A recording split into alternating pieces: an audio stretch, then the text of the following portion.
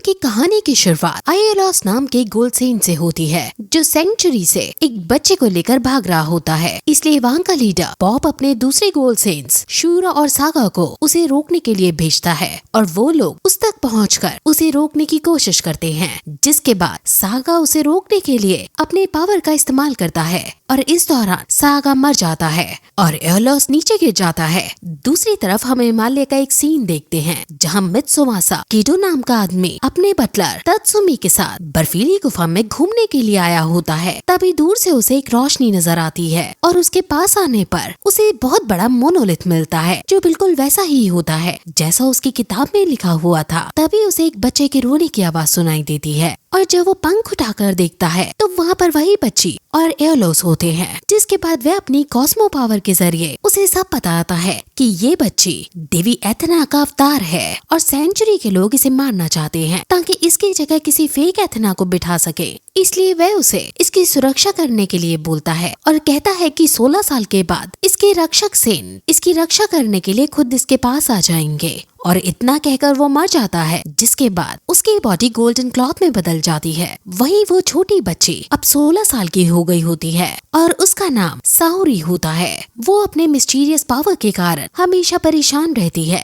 जिसके बाद हमें तत्सुमी और उसके बातचीत से पता चलता है कि किडो अब मर चुका है और उसने उसे साओरी के 16 साल के बाद उसे उसकी सच्चाई के बारे में बता देने को कहा था। और तब वह उसे बताता है कि वह एथेना की अवतार है और सेंचुरी की देवी है। लेकिन पॉप अपनी गति नहीं छोड़ना चाहता, इसलिए वह उसे मारने के पीछे लगा हुआ है। वो उसे उसके रक्षक सेंट्स के बारे में भी बताने जाता है कि तभी गोल्डन सेंट्स उन पर हमला कर देते हैं और उसे फेक एथेना कहता है। लेकिन तभी सिया नाम की एक लड़की बीच में आकर और अपने एमुलेट की मदद से एक वॉरियर बन उसे काफी मारता है। दूसरी तरफ दो और गोल्ड सेंट साओरी को मारने उसकी तरफ आ जाते हैं कि तभी वहाँ पर दो और रक्षक शुन और शियो आ जाते हैं और उसे बचा लेते हैं। ये वही सेंट्स होते हैं जिसके बारे में आयरलॉस ने बताया था। वहीं साओरी अब 16 साल की होने वाली होती है और सेंचुरी की देवी बनने के लिए भी तैयार होती है। लेकिन साओरी को इस बात पर विश्वास नहीं होता। तब तत्सुमी आकर कहता है कि ये सब सच है। दूसरी तरफ हम पोप को देखते हैं, जो अपने लोगों की हार से काफी नाराज होता है और ये काम लियो को सौंपता है, जो आयरलॉस का भाई होता है, और कहता है कि कुछ लोग उस लड़की को फेक एथेना बनाकर हमारी राजगद्दी हथियाना चाहते हैं और सेंचुरी को अपने कब्जे में करना चाहते हैं।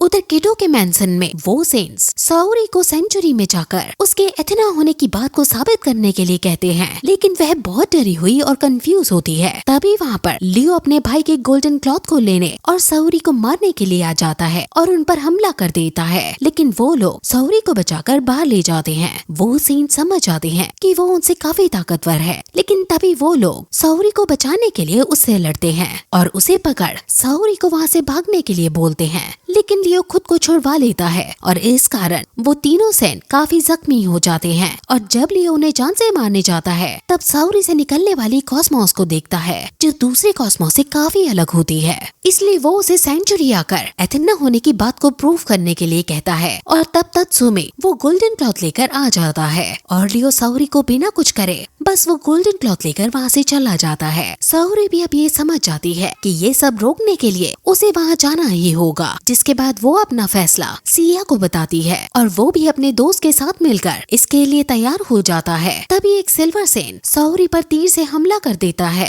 और कहता है कि पॉप की तरफ से उसके लिए ये तोहफा है और वहाँ से भाग जाता है। आगे जाकर उस सेंट का सामना शुन के भाई इक्की से होता है, जो उसे जलाकर मार डालता है। और उधर चारों सेंट अपने एमुलेट की मदद से सेंचुरी का दरवाजा खोलते हैं और साओरी के साथ वहाँ चले जाते हैं। वहाँ एथेना टेम्पल में पॉप सभी को बताता है कि फेक एथेना इस टेम्पल पर कब्जा करने के लिए आ रही है और अगर कामयाब हो गए तो यूनिवर्स का बैलेंस बिगड़ जाएगा। वहीं हम उसके साथ एक और एथेना और कुछ गोल्डन सेंट्स को देखते हैं, जिनका काम सेंचुरी की रक्षा करना होता है। वो उन्हें साओरी को रोकने का हुक्म देता है। दूसरी तरफ वो लोग सेंचुरी पहुँच जाते हैं और साओरी वहाँ पर कमजोर महसूस करती है, इसलिए सिया उसे उठा लेता है। वहीं श्री उन्हें बताता है कि टेम्पल तक पहुँचने के लिए 12 ज़ोडिएक हाउस को पार करना होगा, जिसकी रखवाली गोल्डन सेंट करते हैं और सबसे पहले वो लोग एरिस पैलेस में आते हैं, जहाँ उनका सामना मुंह से होता है। सिया उसे लड़ने की कोशिश करता है, लेकिन वो उसे क्रिस्टल वर्ल्ड में उलझाकर साओरी की तरफ बढ़ने लगता है और उसके कॉस्मोस को देखकर समझ जाता है कि वही असली एथेना है और साओरी के कहने पर उन्हें आगे जाने देता है। जिसके बाद वो लोग टॉरस पैलेस पहुँचते हैं, जहाँ उनका मुकाबला एल्डेबारन से होता है, लेकिन सिया उसे हरा देता है। तभी वहाँ पर मुंह आकर रोक देता है और एल्डेबारन भी साओरी को ही एथेना मानता है। वह उनका बस टेस्ट ले रहा था। वहाँ सिया को ये भी पता चलता है कि सेंट के पास 7 सेंस भी होता है, लेकिन अभी तक कोई भी इसे एक्टिवेट नहीं कर पाया है। तभी वो लोग देखते हैं कि साओरी की हालत बहुत खराब हो गई है, क्योंकि वह तीर उसकी पावर एब्सॉर्ब कर रहा होता है। इसलिए मुंह उन्हें आगे जाने के लिए कहता है और खुद एल्डेबारन के साथ मिलकर साओरी का ध्यान रखता है। आगे वो लोग कैंसर पैलेस में आते हैं, जहाँ उनका सामना डेथ मास्क से होता है, जो उन्हें अपने माया जाल में फंसाने की कोशिश करता है। वही श्रियू सिया और शुन के जाने के लिए कहकर उसे लड़ने के लिए वहीं रुक जाते हैं और लड़ने की कोशिश करते हैं, लेकिन वो उन दोनों को अलग अलग जगह भेज देता है। उधर सिया और शुन लियो पैलेस में पहुंचते हैं, जहां उनका सामना लियो से होता है। वह उसे समझाने की कोशिश करते हैं, लेकिन इसका उस पर कोई भी असर नहीं पड़ता और उन दोनों को बहुत बुरी तरह से मारने लगता है। उसके बावजूद वो दोनों कोशिश करते हैं, लेकिन जीत नहीं पाते। तभी वर्गो का सेंट शका आकर उसे रोक देता है और उन दोनों को आगे बढ़ने के लिए कहता है, जिसके बाद वो उसे समझाते हैं कि वो गलत इंसान का साथ दे रहा है। दूसरी तरफ योगा एक्वेरियस पैलेस में आ जाता है, जहाँ उसका सामना कैमस से होता है, जो उसे यहाँ से वापस जाने के लिए कहता है। इस वजह से दोनों के बीच लड़ाई होने लगती है और ह्योगा उसे हरा देता है और मरते हुए वो उसे एथना का ध्यान रखने के लिए कहता है। जिसके बाद हम श्रियू को देखते हैं, जो अंडरवर्ल्ड में आ गया होता है और वहाँ डेथ मास्क के आकर उस पर हमला कर देता है, लेकिन श्रियू उस पर हमला कर उसके आर्मर को उससे अलग कर देता है और तब वह उसे बताता है कि उसने निर्दोष लोग पर काफी अत्याचार किया है, इसलिए उसके आर्मर ने भी उसका साथ छोड़ दिया है और बराबरी के मुकाबले करने के लिए अपना आर्मर भी निकाल देता है और अपने पावर की मदद से उसे मार डालता है। जिसके बाद वो फिर कैंसर पैलेस में वापस आ जाता है। वही होगा भी वहाँ बेहोश पड़ा हुआ होता है। तभी मुंह और एल्डेबारन साओरी को वहाँ लेकर आते हैं और साओरी अपनी बची हुई पावर से उन दोनों को ठीक करती है। उधर सिया और शुन स्कॉर्पियो पैलेस में पहुंच जाते हैं, जहां मीरू उन पर पूरी पावर से हमला करती है, जिससे वो लोग गिरकर सैजिटेरियस पैलेस पहुंच जाते हैं, जहां शुरा सेन उनका इंतजार कर रहा होता है और वो मीरू के साथ मिलकर उन दोनों को रोकने में लग जाता है। तभी शुन का भाई इक्की वहाँ आ जाता है, लेकिन वो तीनों मिलकर भी शूरा और मीरू का सामना नहीं कर पाते हैं। तभी मीरू को दीवार के पीछे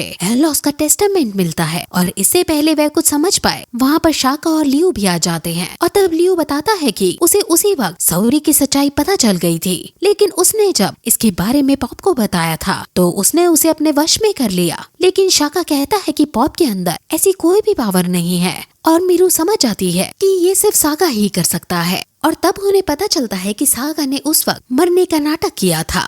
तभी वहाँ पर साओरी और दूसरे गोल्ड सेंट भी आ जाते हैं। साओरी सिया की हालत देख काफी दुखी होती है और सबके मना करने के बावजूद भी वह उसे अपनी पावर से ठीक करने लगती है और उसकी मदद करने के लिए सिया के बाकी दोस्त भी अपनी कॉस्मोस पावर मिला देते हैं और तब सबको यकीन हो जाता है कि यही असली एथेना है और वो एथेना नकली है। दूसरी तरफ टेम्पल में पाइसेस पोप को ये सब बताने जाता है, लेकिन वो उसे मार देता है और उसकी बॉडी जाकर नीचे गिरती है, जहाँ बाकी गोल्डन सेंट्स भी देख लेते हैं और तभी उनकी नजर टेम्पल पर पड़ती है, जहाँ सागा एक बहुत बड़ी स्टैचू में जान डाल देता है और तब सभी सेंट अपना आर्मर पहन उससे लड़ने के लिए चले जाते हैं और तब सागा पोप का रूप छोड़कर अपने असली रूप में आ जाता है और बताता है कि 16 साल से वो छुपकर एथेना को मारने की कोशिश कर रहा है ताकि उसके पार से पूरी यूनिवर्स को कब्जे में कर सके और अब वो कॉस्मोस उसे मिल गई है और फिर वो एथेना को जान से मारने की कोशिश करता है, लेकिन बीच में सिया आकर उसे रोक देता है, जिसके अंदर एथेना के कॉस्मोस का कुछ हिस्सा होता है, लेकिन सागा उससे ज्यादा ताकतवर होता है, लेकिन इसके बावजूद भी